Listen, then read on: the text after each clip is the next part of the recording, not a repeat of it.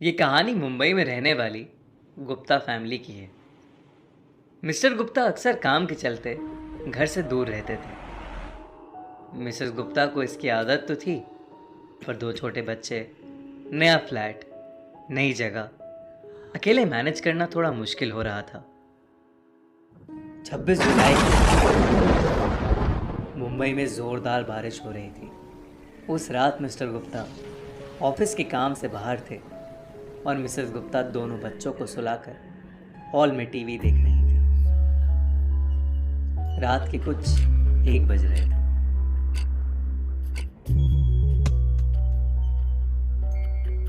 उन्हें लगा कि शुभम रात में उठ के कुछ मस्ती कर रहा है, तो वो गुस्से में बोली, शुभम, तू सोया नहीं अभी तक? पर वहां शुभम नहीं, बल्कि एक 18-19 साल का अजीब सा दिखने वाला लड़का। मिसेस गुप्ता थोड़ा डर गई कि ये लड़का छोटे बच्चों की तरह अजीब अजीब हरकतें क्यों कर रहा है। जैसे ही वो उस लड़के की तरफ आगे बढ़ी, वो लड़का सीधा बच्चों के कमरों में चला गया। वो उसके पीछे पीछे अंदर गई और उसे बहुत ढूंढा, पर वो कहीं नहीं मिला। फिर जैसे ही उन्होंने बच्चों के कमरे की अलमारी खोली, वो लड़का वहीं था। मिसेस गुप्ता ने तुरंत अपने हस्बैंड को फोन किया, लेकिन फोन में नेटवर्क ही नहीं था और कोई दरवाजे को जोर जोर से खटखटाने लगा। मिसेस गुप्ता ने हिम्मत करके जैसे ही दरवाजा खोला, वैसे ही एक बूढ़ी सी औरत हाथ में फावड़ा लिए बच्चों के कमरे की तरफ बढ़ी। मिसेस गुप्ता भी उसके पीछे पीछे अंदर भागी। रुक जाओ, कौन हो तुम? क्या चाहिए तुमको? रुक जाओ! उस औरत के अंदर घुसते ही दरवाज़ा बेहद ज़ोर से बंद हुआ। मिसेस गुप्ता ने जैसे ही दरवाज़ा खोला, उन्होंने देखा कि बालकनी में वो औरत उसी लड़के के साथ रेलिंग पर खड़ी है। उस औरत ने मिसेस गुप्ता को मुड़ के देखा और लड़के को लेकर नीचे कूद गई। मिसेस गुप्ता को कुछ समझ नहीं आ रहा था। उन्होंने तुरंत अपने दोनों बच्चों को वहाँ से उठाया, गाड़ी की चाबी ली और अपने एक फैमिली फ्रेंड के घर चली गई। पता करने पे मालूम हुआ कि उस बिल्डिंग की कंस्ट्रक्शन के समय 26 जुलाई 2005 को एक औरत और उसका मानसिक रूप से बीमार एक लड़का 25वें माले से नीचे गिरकर मर गए थे। वो फ्लैट आज तक खाली पड़ा है और कोई इस घटना को सुन के वहां नहीं रहना चाहता। बारिशों के मौसम में पानी की बौछार और ठंडी हवाएं जितनी सुहानी होती हैं, सड़कें उतनी ही सुनसान और खतरनाक। आज की कहानी हमारे एक व्यूअर अजीत के साथ हुई एक सच्ची घटना पर आधारित है। मेरा नाम अजीत है और अगस्त 2016 में मैं अपने ऑफिस के एक दोस्त कार्तिक के साथ दिल्ली से मनाली जा रहा था। हम दोनों को पहाड़ों पर घूमने का बहुत शौक था और बारिश के मौसम में रोड ट्रिप का एक अलग ही एक्सपीरियंस होता है। हमने सोचा क्यों ना इस वीकेंड हम मनाली की एक छोटी सी ट्रिप मारें। हमारा वहाँ रात के 9 बजे तक पहुँचने का प्लान था, पर तेज बारिश की वजह से हम लोगों ने 2 घंटे का ब्रेक ले लिया। आसपास के लोगों ने हमें ऐसे मौसम में आगे जाने के लिए बहुत मना किया, लेकिन हम लोग भी ठान कर आए थे कि ये मनाली की ट्रिप तो एंजॉय करके ही घर लौटेंगे। तो बारिश हल्की होते ही हम वापस मनाली की ओर निकल गए। कुछ ही दूर जाते ही इतनी धुआंधार बारिश हुई कि मेरे लिए गाड़ी चला पाना मुश्किल हो रहा था। गाड़ी के शीशों पर ओस जम गई थी, जिसकी वजह से आगे का रास्ता बिल्कुल नहीं दिख रहा था। मनाली कुछ 40 किलोमीटर दूर ही था, तो हम धीरे धीरे किसी तरह गाड़ी चलाते रहे। कुछ दूर हमें चाय की एक टपरी दिखी, तो हमने वहां गाड़ी रोक ली। हम गाड़ी में बैठकर चाय ही पी रहे थे कि अचानक से हमारी गाड़ी की खिड़की पर किसी ने जोर जोर से ठक ठक की। मेरे दोस्त ने जब गाड़ी का शीशा नीचे किया तो हमने देखा कि एक बेहद सुंदर लड़की सफेद साड़ी में ऊपर से नीचे तक भीगी हुई हमसे कुछ कहना चाह रही है। वो बोली, साहब, क्या आप मुझे आगे तक छोड़ देंगे? पास में ही मेरा गांव है। मुझे वो लड़की कुछ ठीक नहीं लग रही थी, लेकिन मेरा दोस्त कार्तिक उसकी खूबसूरती से बहुत ज़्यादा इम्प्रेस हो गया था और उसे बिठाने के लिए मुझे इंसिस्ट करने लगा। मैंने उसकी बात मानकर उस लड़की को पीछे वाली सीट पर बिठा तो लिया, पर मेरे मन में कुछ अजीब सा खटक रहा था। मेरा दोस्त उसे कुछ ना कुछ सवाल करे जा रहा था, पर वो लड़की एकदम चुपचाप बैठी थी। मुझे उस लड़की की आंखों में एक अलग ही चमक दिख रही थी। बारिश और तेज हो गई और एकदम से उस लड़की ने कुछ बोलना शुरू कर दिया। वो कहने लगी, इस सड़क पर बारिश के वक्त बहुत एक्सीडेंट्स होते हैं। 2 महीने पहले मेरा भी इसी सड़क पर एक्सीडेंट हुआ था। मैं ऐसे ही पूरी भीगी हुई इस सड़क से अपने गांव जा रही थी और जाते वक्त पता नहीं किस गाड़ी ने अचानक मेरे सामने आकर मुझे ठोकर मार दी और तड़पती हुई हालत में मुझे यहीं छोड़कर चली गई। किसी ने वो गाड़ी रोकी तक नहीं। वो ये सब बोल ही रही थी कि मुझे चक्कर आने शुरू हो गए। जैसा जैसा वो कह रही थी, मुझे अपने सामने रोड पर वही सब होता हुआ दिख रहा था। मुझे दिखा कि सफ़ेद साड़ी में एक लड़की को एक गाड़ी बहुत तेज ठोकर मार के आगे निकल गई। मेरी गाड़ी जब उस जगह पर पहुंची तो मेरी खिड़की के बगल में आकर वो लड़की जिसका एक्सीडेंट हुआ था वो मदद मांग रही थी। जब मैंने गौर से देखा तो मैं शॉक हो गया। वो लड़की हूबहू वैसे ही दिख रही थी जैसे मेरे गाड़ी में पीछे बैठी लड़की। तभी रियर व्यू मिरर में मुझे उस लड़की का डरावना चेहरा दिखा, जिसे देखकर मैं सुन्न पड़ गया और मेरी गाड़ी जाके एक दूसरी गाड़ी में टकरा गई। मेरा सर स्टीयरिंग पर जा लगा और मेरे बगल में बैठा कार्तिक बुरी तरह से जख्मी हो गया था। जब मैंने पीछे देखा तो वो लड़की जो हमारे साथ बैठी थी वो गायब हो चुकी थी। हम किसी तरह मनाली के बस स्टॉप पहुंचे, जहां लोगों ने हमारी मदद करी। ये किस्सा जब मैंने उन्हें बताया तो उन्होंने मुझसे कहा कि 2 महीने पहले उनके गांव की एक लड़की की एक रोड एक्सीडेंट में मौत हो गई थी। और आज भी वो सब सोचकर मेरे रोंगटे खड़े हो जाते हैं। ये कहानी हमारे एक व्यूअर अमित ने हमें भेजी है। अब मैं आपको उसी के नज़रिए से ये कहानी सुनाऊंगा। ये बात 2012 की है, जब मैं बिट्स पिलानी में इंजीनियरिंग कर रहा था। कॉलेज का फर्स्ट ईयर था और मुझे गांधी भवन हॉस्टल में रूम नंबर 138 अलॉट हुआ था। हॉस्टल के पहले दिन से मेरे साथ कुछ अजीब ही चीजें हो रही थी। रोज सोने के बाद आधी रात में मुझे किसी लड़के के रोने की आवाजें सुनाई देती थी, जैसे कोई उस लड़के को बहुत बुरी तरह पीट रहा हो। कभी मुझे ऐसा लगता था कि मेरे रूम के अंदर कोई आया है और खिड़की के पास खड़े होकर मुझे बस घूरे जा रहा है।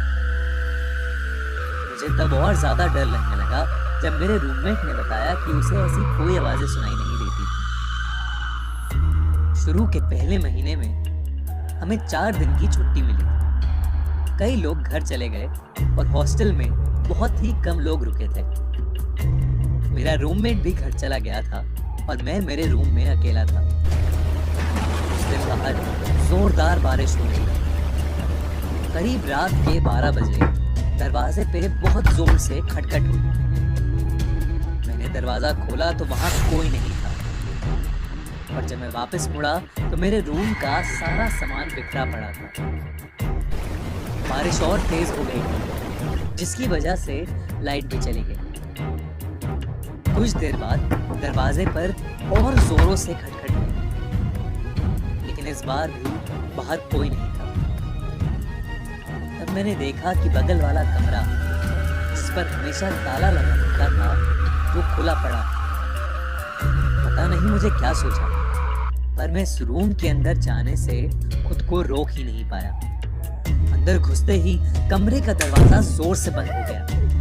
मुझे फिर वही रोने की आवाज सुनाई देने लगी जो मुझे रोज रात में सोने नहीं देती। तभी मेरे पीछे की अलमारी बहुत तेजी से हिलने लगी और मुझे ऐसा लगा कि उसके अंदर से कोई बाहर आना चाहता है। इतने में मुझे खिड़की टूटने की आवाज सुनाई दी और जैसे ही मैं पीछे मुड़ा, मुझे कड़कती बिजली की रोशनी में पंखे से लटकी एक लड़के की लाश दिखी। मैं वो देख के बुरी तरह घबरा गया और उस कमरे से निकलकर नीचे गार्ड के पास भागा और उसे सब कुछ बताया। वो गार्ड मुझे वापस उस रूम नंबर 137 ले गया। जो मैंने देखा उससे मेरे होश उड़ गए। उस कमरे पर ताला लगा था। गार्ड ने मुझे बताया कि वो रूम पिछले 15 सालों से बंद पड़ा है। उसने बताया कि यहाँ एक लड़का रहता था जिससे यहाँ एक प्रोफेसर की बेटी से प्यार हो गया था। प्रोफेसर को उनका रिश्ता बिल्कुल भी मंजूर नहीं था और कल्चरल फेस्ट के एक दिन उस प्रोफेसर ने उस लड़के को पंखे से लटका कर मार डाला और उस लड़के का नाम भी अमित था। ये सुन के मैं पूरी तरह दंग रह गया।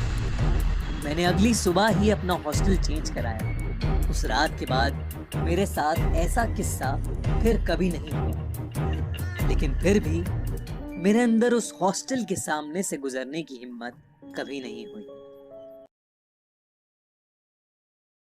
जब एक न्यूली मैरिड कपल स्नेहा और प्रणय अपनी वीकेंड आउटिंग के लिए लोनावला जा रहे थे, रास्ते में बहुत तेज बारिश शुरू हो गई और उनकी कार एक गड्ढे में जा फंसी। दोनों ने कार से निकलकर देखा कि इंजन में कुछ कचरा फंस गया है। उन्होंने बहुत कोशिश की लेकिन वो कार स्टार्ट ही नहीं कर पा रहे थे। हाईवे के एक किनारे एक पुराना सा कॉटेज था। बहुत रात हो चुकी थी और बारिश थी कि रुकने का नाम ही नहीं ले रही थी। तो उन्होंने सोचा कि वो दोनों आज रात उस कॉटेज में ही रुक जाएंगे और सुबह कार ठीक करवा के आराम से लोनावला चले जाएंगे। बारिश की वजह से उन दोनों के शरीर पर काफी कीचड़ लग गई थी। जैसे ही उन्हें रूम मिला तब उसने देखा कि ना ही शावर और ना ही बाथरूम का नल काम कर रहे हैं। उन्होंने रिसेप्शन पर कई बार फोन लगाया लेकिन किसी ने भी फोन नहीं उठाया। प्रणय बहुत गुस्से में नीचे रिसेप्शन तक गया। उसने देखा कि रिसेप्शनिस्ट ईयरफोन लगा के मोबाइल पर कुछ देख रहा था। प्रणय ने उसके हाथ से फोन छीना और उसे बहुत सुनाया। वो उस रिसेप्शनिस्ट पर चिल्ला ही रहा था कि उधर उसकी वाइफ स्नेहा को अचानक शावर से पानी गिरने की आवाज आई। जब वो बाथरूम में गई तब उसने देखा कि पानी आने लगा था। उसे लगा कि प्रॉब्लम सॉल्व हो गई है और वो दरवाजा बंद करके नहाने चली गई। कुछ देर बाद उसे रूम के मेन डोर खुलने की आवाज आई। उसे लगा कि प्रणय वापस आ गया है। जब उसके बाथरूम के दरवाजे पर ठक ठक हुई, उसे लगा कि प्रणय उसके बाथरूम के दरवाजे को खटखटा रहा है। उसने बोला कि वो अंदर है और जल्दी से नहा कर आ रही है, लेकिन दरवाजे की ठक ठक और तेज हो गई। स्नेहा को लगा कि शायद उसकी आवाज बाहर तक नहीं जा रही, तो उसने शावर बंद करने का ट्राई किया, लेकिन वो शावर बंद ही नहीं हो रहा था। अचानक उसमें से काले रंग का पानी निकलने लगा। स्नेहा ने तुरंत अपना टॉवल पहन लिया। बाथरूम में गर्म पानी की भाप की वजह से सब धुंधला धुंधला हो गया था। स्नेहा ने जब अपना पर्दा हटा के देखा तो उसे दिखा कि बाथरूम का दरवाजा खुला पड़ा था। उसे कुछ अजीब सा लगा। तो दरवाजा बंद करने के लिए जैसे ही आगे बढ़ी, वैसे ही उसे लगा मानो जैसे पीछे से उसे किसी ने पकड़ लिया हो। बाथरूम की लाइट्स भी अचानक फ्लिकर करने लगी। स्नेहा ने घबराते हुए जब पीछे मुड़ के देखा तो वो सुन्न पड़ गई।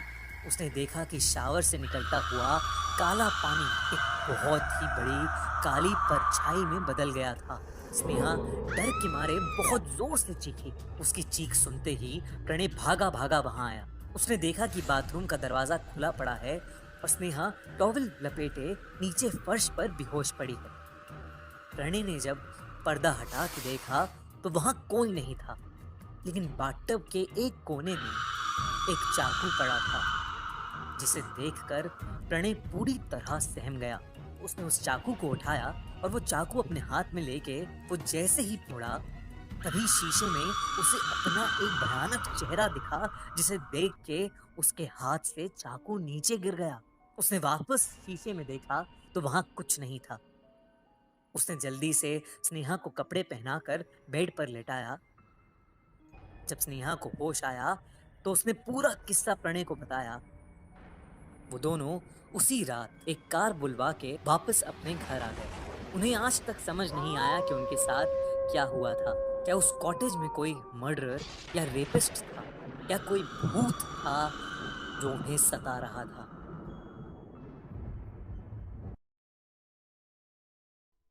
मुकेश मिल्स इंडिया की सबसे हॉन्टेड जगहों में से एक, जो अक्सर भूतिया या हॉरर फिल्म शूट करने के लिए यूज की जाती है।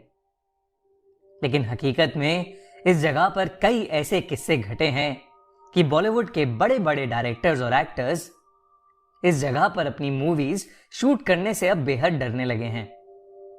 कई सालों पहले यहां पर कॉटन और वूल के कपड़े बनते थे, लेकिन 1982 में एक ऐसी आग लगी जिससे सब कुछ जल के राख हो गया। आज तक कोई नहीं जानता कि वो आग कैसे लगी, लेकिन तब से ये जगह वीरान पड़ी है और इसके आसपास कोई भी नहीं जाता। एक बार की बात है, मुकेश मिल्स में एक हिंदी हॉरर फिल्म की शूटिंग चल रही थी। फिल्म की हीरोइन ग्रीन रूम में अकेले अपने डायलॉग्स रिहर्स कर रही थी।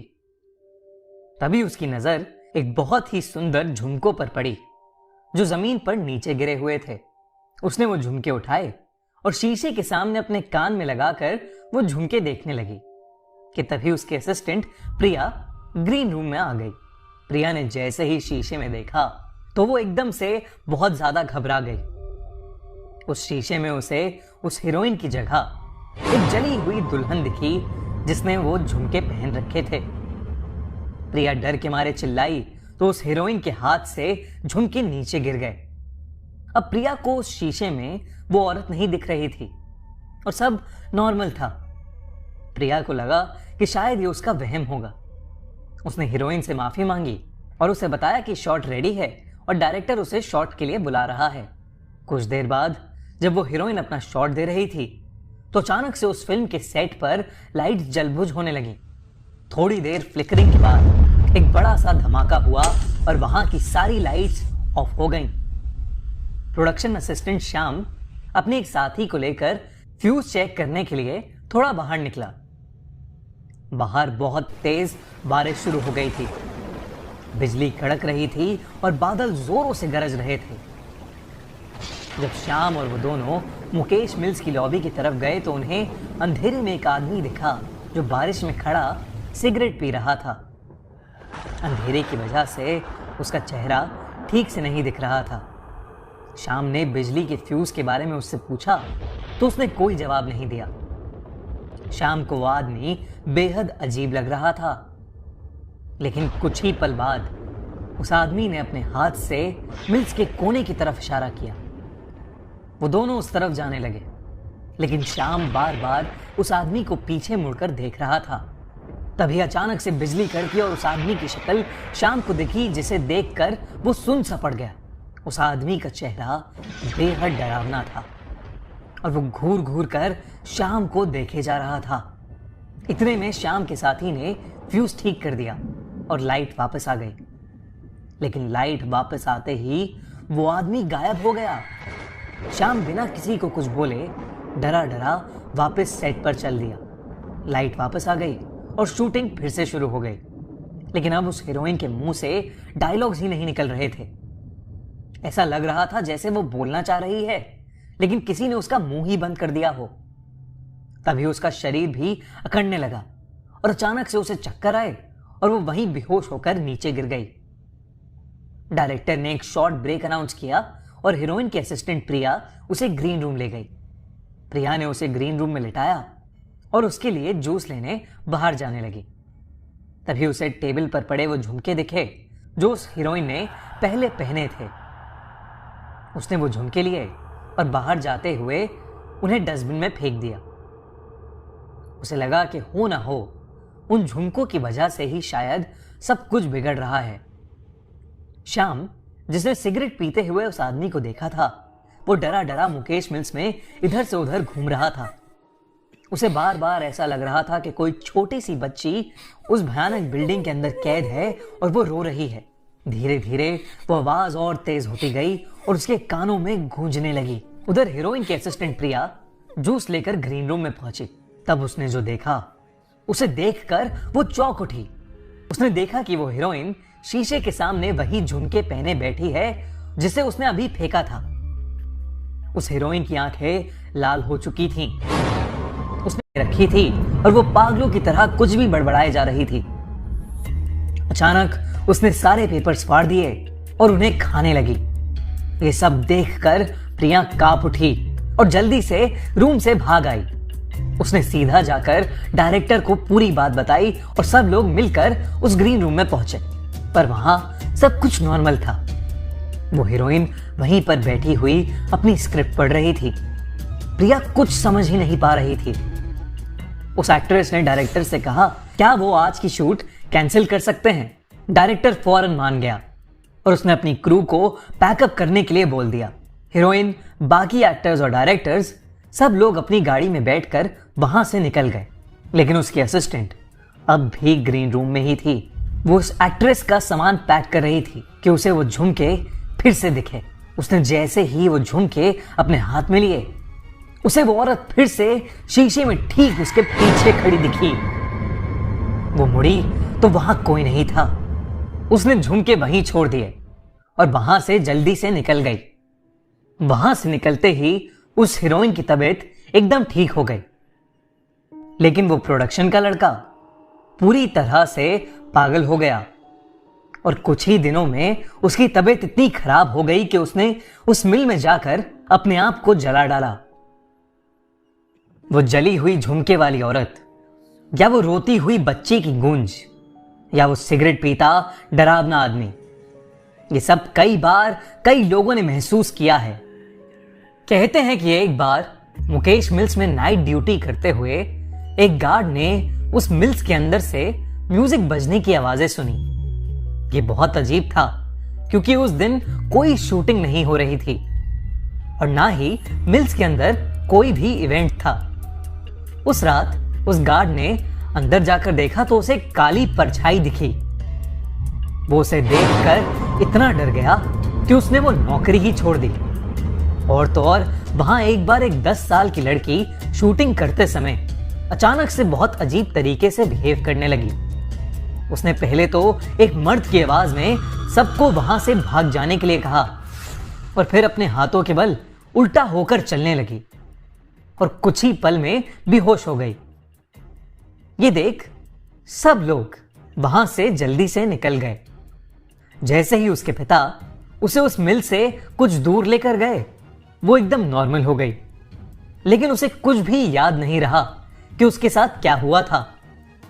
मुकेश मिल्स की ऐसी कई कहानियां हैं और वहां ऐसे कई राज छुपे हैं, लेकिन मुकेश मिल्स का सच कोई नहीं जानता।